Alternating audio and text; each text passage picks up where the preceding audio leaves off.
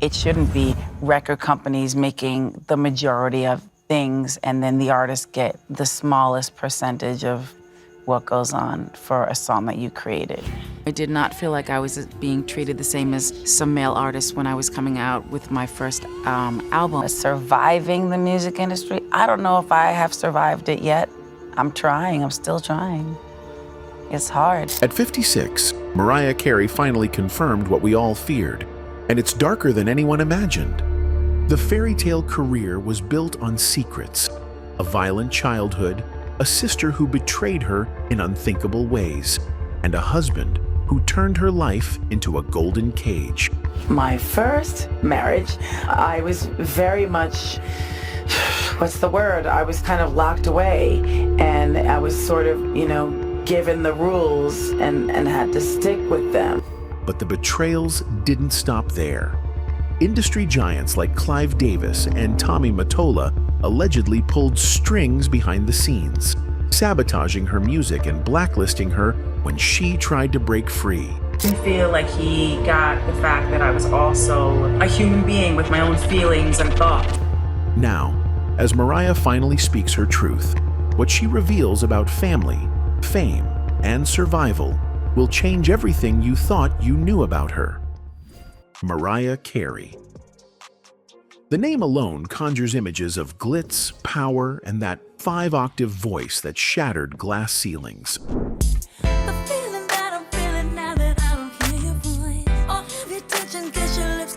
But behind the diamond-studded microphone and flawless photo shoots, there was a little girl who learned early that love could hurt. At 56, Mariah's memoir peeled back decades of silence to expose a reality few imagined. The global superstar had been living in survival mode her entire life. Born in Huntington, New York, Mariah was the youngest of 3 children in what she describes as a volatile and violent household. Her parents, Alfred and Patricia Carey, divorced when she was only 3. But the real fracture came from what remained. Mariah recalled nights filled with shouting, objects flying across rooms, and the chilling unpredictability of family violence. In the meaning of Mariah Carey, she admitted, there was no measure of safety. The feeling of being a constant target is something that never leaves you. This wasn't just childlike fear. It was the blueprint for later relationships that would mirror this same chaos. Like I was hated on by certain people in my family for having the lighter hair. But then if they only realized, no, actually I have matted hair, which is frizzy and curly, and it could look good if we had some conditioner. As a biracial child in a predominantly white community, Mariah's sense of alienation only deepened. She was too light for one side, too dark for the other. The abuse wasn't limited to emotional wounds. Mariah recalls her older brother Morgan's violent outbursts, incidents so severe police were called. And while he denies these allegations today, in her book, Mariah wrote of one fight between Morgan and their father that needed 12 officers to break apart. But perhaps the most horrifying revelations came from her relationship with her sister, Allison. At just 12 years old, Mariah claims Allison tried to drug her with Valium, burned her arm with boiling tea, and even attempted to sell her to a pimp. These are the kinds of experiences that most families bury under generations of silence. Mariah chose to speak. While other children ran to their mothers for comfort, Mariah ran to music. She describes discovering her voice as discovering her lifeline. It wasn't just about singing, it was about survival. Those early traumas taught her how to perform, not just on stage, but in life, to smile, to be perfect, to be whatever the world needed her to be. By her teens, she was already composing songs as therapy, scribbling lyrics in her notebooks about freedom, heartbreak, and escape. Yet, she carried the invisible scars of a girl who never felt safe in her own home. When fame came, it seemed like salvation, but the shadows of her childhood followed her to the glittering halls of Sony Music, and later into the arms of a powerful man who would replicate the control and chaos she had known since birth. The little girl in Huntington, had found her voice. But the world was about to see that even the loudest voice can be silenced by abuse, unless she fights back. For most people, a sister is someone who shares your secrets, your childhood laughter, and your pain. But for Mariah Carey, her sister Allison became the face of betrayal. I want to go on record as saying that I love my sister, and she's broken my heart so many times. She's just really broken my heart. In her memoir, Mariah doesn't hold back about the toxic and dangerous relationship that shaped her sense of trust and the trauma of realizing that the people closest to you can hurt you the most. Allison Carey's early life wasn't easy. Like Mariah, she grew up in a house marred by instability, racial tension, and violence. But where Mariah channeled her pain into music, Allison drifted into rebellion. She became a teen mother, struggled with addiction, and eventually fell into a cycle of toxic relationships and self-destruction. By her 20s, Allison was battling demons that would eventually pull her into the darkest corners of society. As Mariah's fame skyrocketed in the 1990s, their sibling dynamic shifted dramatically. Allison reportedly resented Mariah's success, accusing her of forgetting where she came from. But Mariah's memoir paints a different picture. She recalls years of erratic behavior from Allison, including moments of aggression and unsettling incidents that left her fearful. When I was 12 years old, my sister drugged me with Valium, offered me a pinky nail full of inflicted me with third-degree burns, and tried to sell me out to a pimp. Even after Mariah achieved global stardom, Allison's chaos seemed to follow her. There were sudden phone calls in the middle of the night, pleas for money, then threats when Mariah didn't respond quickly enough. There were also whispers that Allison had tried to sell stories about Mariah to tabloids, revealing intimate details of her personal life for a payout. In 2016, Allison's desperation became public when she recorded a video appeal to her famous sister. Looking frail and gaunt, Allison begged Mariah for financial help, saying, "Mariah, I love you. Please don't abandon me." The clip went viral, sparking public outrage. Critics accused Mariah of heartlessness, questioning how someone so wealthy could turn her back on her ailing sister. But Mariah's memoir reveals another side to the story. "I did help," she wrote. "I paid for her rehab, her medical bills, her housing, multiple times. But it was never enough. Each time I extended my hand, I got burned." She described a heartbreaking pattern of enabling and betrayal that left her emotionally drained. For Mariah, setting boundaries wasn't about cruelty. It was about survival. Growing up in a household where love was often weaponized, she'd spent decades trying to fix relationships that were never healthy to begin with. Cutting Allison off was one of the hardest decisions she ever made, but also one of the most necessary. Sadly, Allison's life continued on a downward spiral. She battled homelessness, addiction, and an HIV-positive diagnosis. In 2025, she passed away from organ failure while receiving hospice care. Mariah's public statement was measured. "I am heartbroken, but I pray she has found peace at last." Behind the careful words was a complicated grief, mourning not just Allison's death, but the relationship they never had. It was a reminder that sometimes family isn't about blood, it's about safety, respect, and trust. As Mariah struggled to heal from Allison's betrayal, she didn't know she was stepping into another toxic dynamic, one that would nearly destroy her career and sanity. This time, the danger wasn't coming from her family. It was coming from the man she married. At just 23 years old, Mariah Carey found herself standing at the altar with Tommy Mottola, the powerful Sony music executive who had shepherded her career. To outsiders, it looked like a fairy tale. The young pop diva marrying the industry titan who helped make her a star. But Mariah's truth was far from glamorous. In her memoir, she calls their relationship a golden cage. Mottola was 20 years her senior and controlled nearly every aspect of her life, from her music to her public appearances even down to the people she could interact with. Nothing escaped his watchful eye. First marriage, I was very much, what's the word? I was kind of locked away, and I was sort of, given the rules and had to stick with them. Mariah lived in a sprawling mansion in Bedford, New York, complete with armed guards, surveillance cameras, and gates that symbolized both protection and entrapment. She recalls feeling isolated and suffocated. Friends were discouraged from visiting. Her phone calls were monitored. She wasn't just Mariah the superstar, she was Mariah the property. And it wasn't just about control.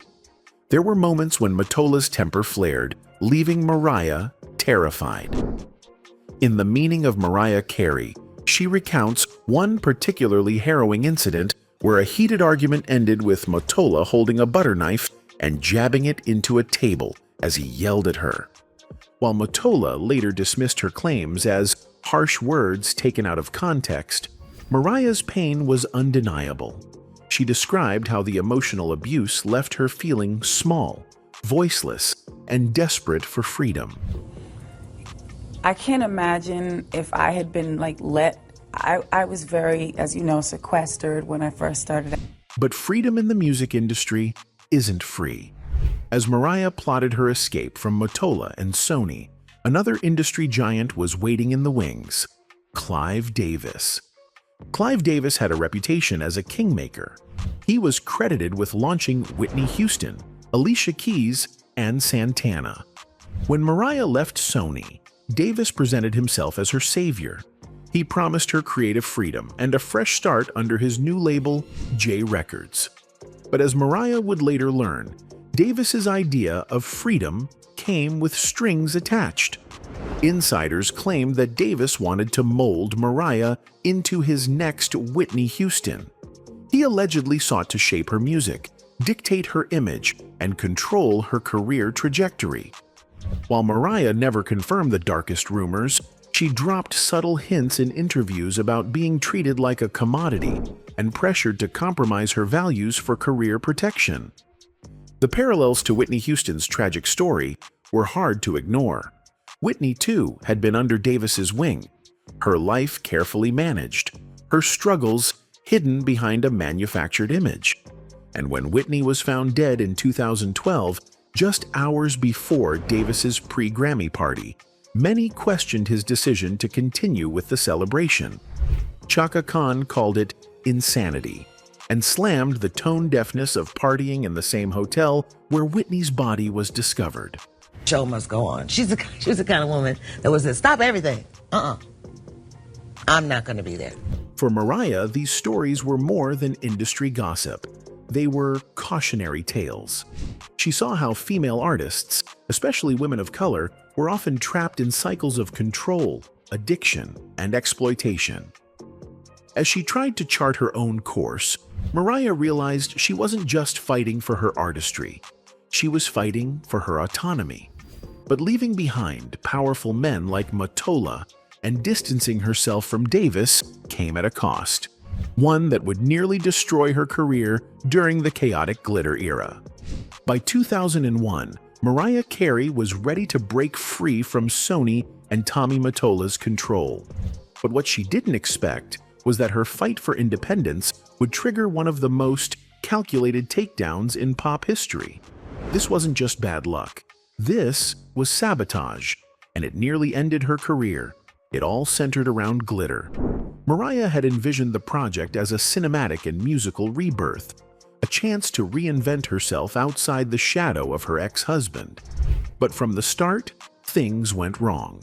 Virgin Records, eager to cash in on their $100 million deal with Mariah, rushed the release. At the same time, industry insiders claim Tommy Mottola was quietly working to ensure Mariah's comeback would fail. The most infamous example of this alleged sabotage? The Loverboy single. Mariah had planned to use the Firecracker sample by Yellow Magic Orchestra, a quirky, unexpected sound that fit the movie's retro vibe. But at the last minute, the sample was licensed out to Jennifer Lopez for her song, I'm Real. It wasn't a coincidence. Insiders revealed that Mottola, still bitter over Mariah's departure from Sony, had rushed to secure the sample for Lopez after learning Mariah wanted it. The goal? To undermine Mariah's new single before it even dropped. With her planned single ruined, Mariah was forced to scramble for a replacement sample, settling on Cameo's Candy. The end result was a song that felt incomplete and a soundtrack that critics savaged. But the sabotage didn't end there. Jennifer Lopez's I'm Real was released in multiple versions, and fans began noticing a pattern. J-Lo's team used pre-recorded vocals for choruses, with some tracks allegedly featuring uncredited vocals from artists like Ashanti. The whispers of borrowed talent only added fuel to Mariah's now iconic dismissal of Lopez during an interview. Und was ist mit J-Lo? Die kenne ich nicht. Ups. Those words became pop culture legend. But beneath the shade was a deeper pain. Mariah wasn't just mocking Lopez. She was lashing out at an industry that allowed her work to be hijacked and her legacy to be threatened. Meanwhile, the glitter film flopped spectacularly. Critics tore it apart, and Mariah's emotional breakdown during promotion became tabloid fodder. She checked into a hospital for extreme exhaustion and mental and physical breakdown, as headlines painted her as unstable and unprofessional. Looking back, it's clear Mariah's so-called meltdown was a trauma response. Years of emotional abuse, industry manipulation, and public pressure had finally caught up with her. But while the world laughed at her downfall, Mariah was plotting her next move. She refused to disappear quietly. Glitter may have been a commercial disaster, but it became a cult classic over time, with fans revisiting its 80s-inspired sound and recognizing its artistic risks. And even as her enemies in the industry celebrated her stumble, Mariah reminded them she was far from done. But her next battles wouldn't just be against record labels or pop rivals. They'd involve powerful men like Clive Davis, and even hip-hop moguls like Jay-Z. As Mariah Carey clawed her way out of the glitter fallout, she wasn't just rebuilding her career, she was navigating a minefield of egos, power struggles, and betrayals at the highest levels of the music industry. The battles weren't over. If anything, they were about to get nastier. After severing ties with Sony and Tommy Mottola, Mariah's next chapter should have been a clean slate. Instead, she found herself caught between two of the industry's most influential players, Clive Davis and Jay-Z. Clive Davis had been circling Mariah since her split from Sony. With his new label, J Records, he promised her creative freedom and a chance at redemption. But insiders whispered that Davis had his own vision for Mariah, one that required her to fit neatly into the pop diva mold he had perfected with Whitney Houston. Mariah resisted, and it didn't sit well with Davis. According to multiple sources, after Mariah chose to sign with Island Def Jam instead of J Records, Davis took it as a personal betrayal. He had reportedly been confident Mariah would sign with him, and when she didn't, insiders claim he used his vast influence to quietly freeze out Leor Cohen, the Def Jam executive who sealed her deal. For years, Cohen was allegedly blacklisted from elite industry events and award committees, his reputation tainted by whispers of crossing Clive. Whether true or not, the rumors cemented Davis's reputation as both a kingmaker and a silent punisher. But Mariah's challenges didn't end there. After years of independence, she joined forces with another powerhouse, Jay-Z. In 2017, she signed with Roc Nation for management. Initially, it seemed like a perfect match, two icons with a shared love for blending pop and hip-hop. Their partnership was fruitful at first.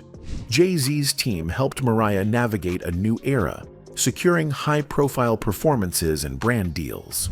But behind closed doors, tensions began to simmer.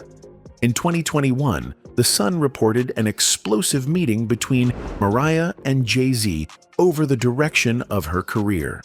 According to the source, The argument ended with Mariah vowing to cut ties with Roc Nation. She made it clear she wanted nothing more to do with him, the insider claimed. It shouldn't be record companies making the majority of things and then the artists get the smallest percentage of what goes on for a song that you created. Shortly after, Mariah's name disappeared from Roc Nation's management roster, signaling a sudden and dramatic split. While neither party addressed the falling out publicly, speculation ran rampant. Some insiders suggested Mariah felt sidelined within Roc Nation's roster of younger artists. Others hinted at disagreements over her plans for a heavily R&B-influenced album and world tour. Whatever the truth, it marked another painful reminder for Mariah. In an industry dominated by powerful men, standing your ground often came at a steep price. But Mariah wasn't backing down. She continued to defy expectations, releasing The Rarities and her memoir, The Meaning of Mariah Carey, both of which reclaimed her narrative and silenced critics. Yet, even as she gained control of her voice, Mariah knew she had unfinished business with the industry, with her past, and most importantly, with herself. What no one saw coming was how she would turn her pain into power in a way that inspired millions. By the time Mariah Carey turned 50, she wasn't just a survivor, she was a storyteller. After decades of silence, of smiling through pain and playing the role of the perfect pop star, she was finally ready to tell the world what really happened behind the glitter and high notes. In 2020, her memoir, The Meaning of Mariah Carey, became a cultural moment. It wasn't just a celebrity autobiography, it was a reclamation of power, a raw and unfiltered look at a woman who had been silenced by family, by industry gatekeepers, and even by her own fears. The book revealed everything: the violent childhood, the betrayals by her sister Allison and brother Morgan, the golden cage of her marriage to Tommy Mottola, and the subtle but suffocating control of figures like Clive Davis. But it wasn't written with bitterness. It was written with clarity. Through her memoir and her music, Mariah created space for other survivors of abuse to speak. Songs like Side Effects and Petals took on new meaning in this context. What once sounded like heartbreak ballads now felt like battle cries. But Mariah's journey wasn't just about airing her trauma. It was about transforming it. She began using her platform to raise awareness about issues like domestic abuse, mental health, and racial identity. Interviews became opportunities to dismantle the diva caricature the media had crafted and replace it with a more complex human narrative. Yet even in her triumph, challenges persisted. Her brother Morgan filed a defamation lawsuit over claims in the memoir, accusing her of destroying his reputation. Mariah stood firm, stating in court documents that she had spoken her truth and had evidence to support her accounts. The public, too, seemed to shift. Longtime fans rallied behind her, and a new generation discovered her story, not just as an artist, but as a woman who endured and overcame. Even glitter, once dismissed as a career killer, found redemption. Fans launched the hashtag #JusticeForGlitter campaign, propelling the soundtrack back onto the charts nearly 2 decades later. In interviews, Mariah spoke about the catharsis of seeing her once maligned project celebrated. "It felt like a piece of my soul was restored," she said. Today, Mariah Carey isn't defined by her pain, but she doesn't erase it either. She wears it like a badge of survival. She's still the elusive chanteuse, still hitting high notes, but now she does it on her terms. For millions, Mariah's story is proof that no amount of fame or fortune can protect you from life's darkest chapters. But it's also proof that healing is possible, that even after years of silence, your voice can set you free. Anyway, that's it for this video, folks. Bye.